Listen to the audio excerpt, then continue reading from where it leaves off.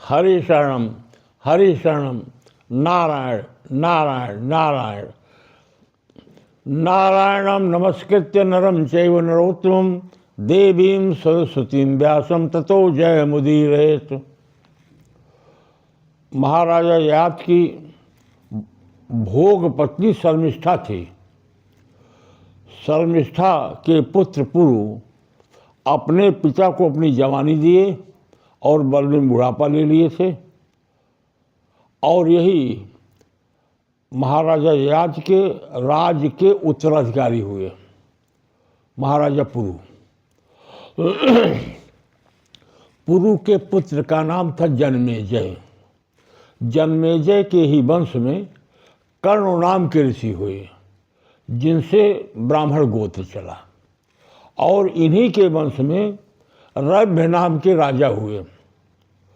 उनके पुत्र का नाम था दुष्यंत। पुत्र का नाम था दुष्यंत। महाराजा दुष्यंत एक बार शिकार खेलने के लिए वन में गए। काफ़ी विलंब हो गया, समय व्यतीत हो गया, तो वहीं पर कर्ण मुनि का आश्रम था। कर्ण मुनि, अब तो कर्ण ब्राह्मण हो गए हैं ना, हैं तो इन्हीं के वंशज, इन्हीं के वंश में, इन्हीं कुल खानदान के हैं, लेकिन ये क्षत्रिय हैं।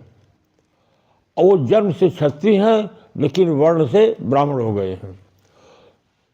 तो कर्ण ऋषि के आश्रम पर गए। कर्ण ऋषि का आश्रम छूना था। वहाँ मात्र एक नवयुवती लड़की, बहुत ही खूबसूरत, जिसकी अवस्था किशोरावस्था के करीब थी, और वह सर्वगुण संपन्न थी। उसकी आभा ऐसी प्रतीत होती थी कि साक्षात लक्ष्मी ही बैकुंठ से आकर के बैठी हुई है, इतनी खूबसूरत थी। उसको देखकर महाराजा दुष्यंत मोहित हो गए। इनके अंदर वासना जागृत हो गई। संयोग से वहाँ पहुँचे और उससे जानना चाहा कि आप कौन हैं, किसकी पुत्री हैं।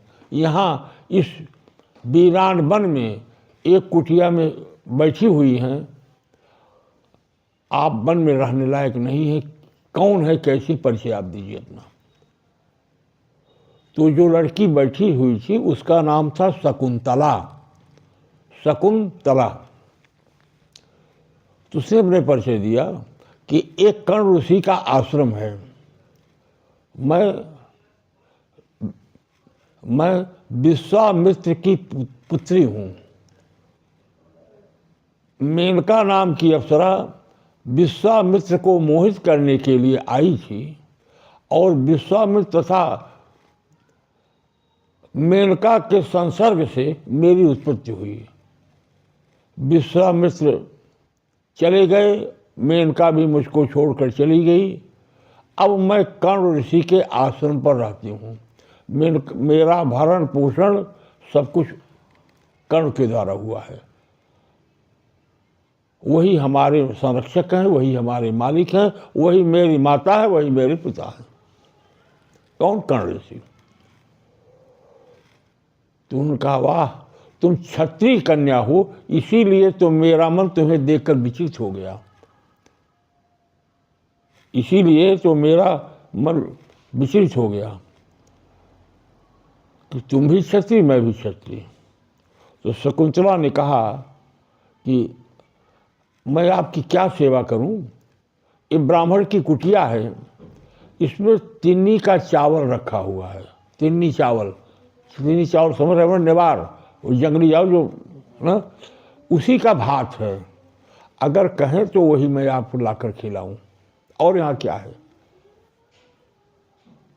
तो कहें, अरे तुम कुशिक गोत्र की कन्या हो ना, तो अति सत्कार करना तुम्हारे वंश में है। अरे विश्वामित्र कुशिक गोत्र से, कुशिक गोत्र की कन्या हो, अति सत्कार करना तुम्हारा कर्तव्य है। उसके बाद रुक गए वहीं पर दुष्यंत, रात को रहे।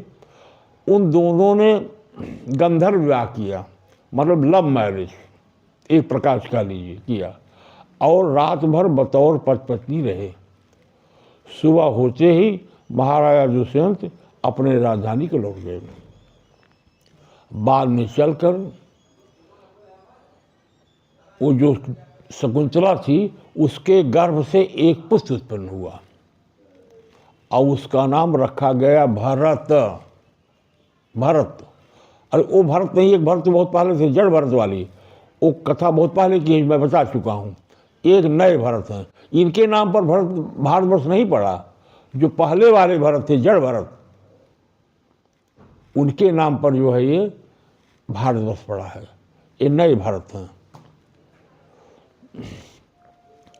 तो ये जो भरत थे ये लगभग 4-5 साल के हो गए। तो ये जानना चाहे कि मैं किसका पुत्र हूँ, मेरे पिता कौन है, माँ तो तुम हो। तो मजबूर होकर के शकुंतला अपने पुत्र भरत के साथ दुष्यंत के पास चली गई। लेकिन दुष्यंत ने उसको पहचानने से इनकार कर दिया। उसने कहा तुम्हारा पुत्र है। तो वहीं पर आकाशवाणी हुई, दिखाई नहीं पड़ा, आकाशवाणी हुई कि राजन ये पुत्र तुम्हारा है। जब तुम शिकार खेलने गए थे, कर्ण उसके आश्रम पर रुके थे, तो शकुंतला आपको मिली थी। तो आपके गर्भ से, शकुंतला के गर्भ से ये पुत्र उत्पन्न हुआ है। ये माँ तो एक धौकरी के समान है, पुत्र तो जो है वो पिता का होता है। वास्तव में पिता ही पुत्र रूप में उत्पन्न होता है। इसको बहिष्कृत मत करो। तब उसको शकुंतला को और उनके पुत्र भरत को महाराजा दुष्यंत ने अपना लिया। दुष्यंत के न रहने के बाद राजगद्दी मिली भरत को। भरत एक चक्रवर्ती सम्राट था। कहा जाता है कि भगवान का वो अंशांशा अवतार था।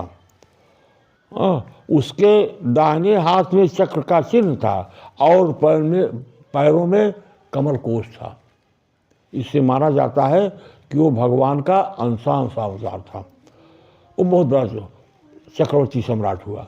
महाराजा भरत के 3 पत्नियां थीं जो विदर्भ राज की कन्याएं थी। विदर्भ राज की कन्याएं थी, 3 पत्नियां थी, तीनों गर्भवती थी।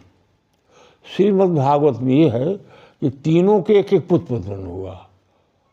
लेकिन महाराजा भरत ने कहा कि ये मेरे अनुरूप नहीं है मेरे पुत्र। ये सुनने के बाद कि कहीं ऐसा न हो कि राजा हमको त्याग दें, उन्होंने अपने अपने पुत्रों को मार डाला। और कहीं कहीं ये मिलता है कि नहीं, जब वो गर्भवती हो गई, थोड़ा रूप उनका बिगड़ गया, तो उनके मस्तिष्क में ये बात आई कि मेरे एक रूप को देख करके, हमारे आकृति को देख करके कहीं राजा हमको छोड़ न दें। गर्भवती होने के बाद, बच्चा होने के बाद औरतों का वो स्थिति नहीं रह जाती जो जवानी में रहती है। तो कहीं ऐसा न हो कि राजा हमको छोड़ दें। और उन्होंने अपने अपने गर्भपात करा दिया, गर्भपात कर दिया। कहीं कहीं ये लिखा मिलता है। लेकिन श्रीमद् भागवत में नहीं, बच्चे पैदा हुए थे, इन्होंने मार डाला उसको, तीनों ने अपने बच्चे को। अब महाराजा भरत संतान विहीन हो गए, कोई संतान नहीं थी।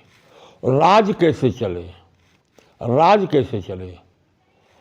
तो इन्होंने मरुतस्तोम यज्ञ किया, यानी जिसमें मरुत देवता की पूजा की जाती है। तो जो है मरुतस्तोम यज्ञ में मरुत देवता, मरुत माने वायु कह लीजिए, 49 प्रकार के वायु हैं, उनको मरुत कहते हैं, 49। तो मरुत सोम के यज्ञ किया। तो मरुत सोम ने, यानी मरुत ने, वायुदेव ने इनको भरद्वाज नाम के एक ब्राह्मण थे, ब्राह्मण पुत्र थे, नवयुवक थे, उनको गोद में दे दिया। तो जो भरद्वाज थे, यद्यपि वे ब्राह्मण वंश के थे, उनको गोद ले लिया किसने? महाराजा भरत ने। तो अब भरत के पुत्र हो गए भरद्वाज। भरद्वाज, अरे वही भरद्वाज इसी जो बाद में हुए। तो अभी भरद्वाज कौन थे? ये मरुत लोगों को कैसे मिल गए? तो मरुत सोम जब यज्ञ किया कर मरुत ने भरद्वाज को दे दिया वंश चलाने के लिए। तो अब रोहित उनके भरत के पुत्र कौन हुए? भरद्वाज। हाँ, गोद लिए हुए, एडाप्टेशन। अभी भरद्वाज कौन है अब उसके बारे में सुन लीजिए। जैसा कि मैं पहले चर्चा कर चुका हूँ कि ब्रह्मा के जो मानस पुत्र थे उनके तीसरे नंबर के पुत्र थे अंगिरा। मैंने बताया था ना, मरीच अति अंगिरा, जो भगवान ब्रह्मा के मुख से पैदा हुए थे। तो अंगिरा के दो पुत्र थे, बड़े का नाम था उतथ और छोटे का नाम था बृहस्पति। उतथ की पत्नी का नाम था ममता। ममता गर्भवती थी। उसके पेट में, उसके गर्भ में दीर्घतमा नाम का एक बालक था। उसका नाम बाद में हालात दीर्घतमा हुआ, समझने के लिए बता दे रहा हूँ। बालक था। बृहस्पति की नीयत खराब हो गई, उन्होंने ममता के साथ बलात्कार करना चाहा। तो उस बालक ने मना किया कि किसी गर्भवती स्त्री के साथ सहवास नहीं करना चाहिए। तो बृहस्पति ने कहा तू अंधा हो जा, तू मत देख। यह कहा और वो जो गर्भ में बालक था गर्भ में ही अंधा हो गया और उसके साथ, ममता के साथ बृहस्पति ने समागम किया। तो ममता को के गर्भ में एक बालक और आ गया। तो वो बालक जो है, ममता ने सोचा कि इसकी वजह से कहीं मेरे पति उतथ हमको छोड़ न दे, उस बच्चे को गिरा दिया। जब गिरा दिया तो हुआ ये कि बृहस्पति जी ने कहा कि ये पुत्र का तुम पालन करो, इसलिए कि ये हमारे बड़े भाई उतथ का क्षेत्रज पुत्र है। भाई उनकी मेरी भाभी हो तुम, तो मेरे भाई का एक क्षेत्रज पुत्र है और मेरा वंश है, तुम पालन करो। कह मेरे पिता, तो ममता ने क्या कहा, मेरे पति से क्या लेने देना, गर्भ तुम्हारे भी अठारह, तो ये हमारा और तुम्हारा पुत्र है, ये मेरे पति से मतलब नहीं है। इसके पालन पोषण की जिम्मेदारी तुम्हारी और हमारी है। लेकिन कौन सुनता है? तो उसके बाद आकाशवाणी, भरद्वाज तुम दोनों इसका पालन पोषण करो। उतथ नहीं करेंगे, इस बालक का पालन पोषण कौन करेगा? बृहस्पति और उतथ की पत्नी ममता करेंगे। उसके बाद फिर इसके बावजूद भी दोनों उस बालक को वहीं छोड़कर चले गए। माँ ने ममता भुला दिया और पिता ने अपना कर्तव्य भुला दिया, बालक की कोई परवाह नहीं किया। यानी कि बालक के पालन पोषण की जिम्मेदारी बाहरी रूप से पिता की है और माँ की ममता जो है उसका स्मरण करती है। छोड़ चले गए। तो जो बच्चा था उसका नाम क्या हुआ? भरद्वाज। भरद्वाज जो आकाश, उसके आधार पर उसका पालन पोषण मर्दगण ने किया, मर्दगण ने किया। तो भरद्वाज का पालन पोषण चूंकि मर्दगण के द्वारा हुआ था, इसलिए उस पर भरद्वाज पर अधिकार किसका था? मर्दगण को। तो उसी बालक को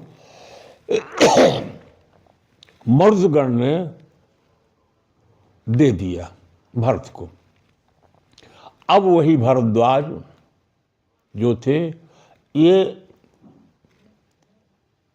भरत के उत्तराधिकारी हुए। भारद्वाज के 5 पुत्र हुए। बृहच्छत्र, नहीं, थोड़ा गलती हमसे हो रही है। भारद्वाज के पुत्र का नाम था मन्यु। मन्यु के 5 पुत्र हुए, यानी कि भारद्वाज के 5 पौत्र हुए। भारद्वाज के 1 पुत्र मनु, मनु के 5 पुत्र। तो बड़े पुत्र का नाम था बृहच्छत्र, फिर जय, महावीर, नर और गर्ग। गर्ग, तो गर्ग से ब्राह्मण वंश चला, महावीर से भी ब्राह्मण वर्ण चला। अब जो नर थे उनसे भी ब्राह्मण वर्ण चला, और नर का पुत्र जो था संस्कृति, और उसी से सांकृत गोत्री ब्राह्मण हुए। तो इसका मतलब ये हुआ कि भारद्वाज के वंश में 4 पौत्रों से तो ब्राह्मण वंश चला, लेकिन एक पौत्र था जिसका नाम था बृहच्छत्र। बृहच्छत्र यही राजा हुआ, यानी कि महाराजा भरत के वंश में अब राजा कौन हुआ? बृहच्छत्र। बृहच्छत्र के पुत्र का नाम था हस्ती। इसी ने हस्तिनापुर बसाया था, जो हस्तिनापुर है कौरव पांडव वाला। ये हस्तिनापुर जो है ये हस्ती के द्वारा बसाया गया है राज्य। वहीं पर राजधानी चीन की, महाराजा हस्ती की। तो अब इन्हीं के वंश में आगे चल करके एक संवरण नाम के राजर्षि हुए। संवरण का विवाह सूर्य की कन्या तप्ती के साथ हुआ था। यानी इन्हीं हस्ती के वंश में आगे चल करके संवरण नाम के एक राजर्षि हुए, जिनका विवाह सूर्य की कन्या तप्ती के साथ हुआ था। और संवरण तथा तप्ती के संसर्ग से कुरुक्षेत्र के स्वामी कुरु का जन्म हुआ। कुरु, इन्हीं कुरु के वंश में आगे चलकर ये कौरव, पांडव, धृतराष्ट्र, विदुर, महाराजा पांडु, ये सब उत्पन्न हुए। तो ये सब जितने भी हैं, जो धृतराष्ट्र का पूरा वंश, महाराजा पांडु का वंश और विदुर जी, ये सब जो थे इन्हीं के वंश में कहे जाते हैं। किसके? कुरु के। इसीलिए सबका मिलाकर कौरव, और वैसे कहने को तो कुरु कहा जाता है, दुर्योधन पर वालों को उनको पांडव कहा जाता है, लेकिन वास्तविकता है कि सब कौरव ही हैं।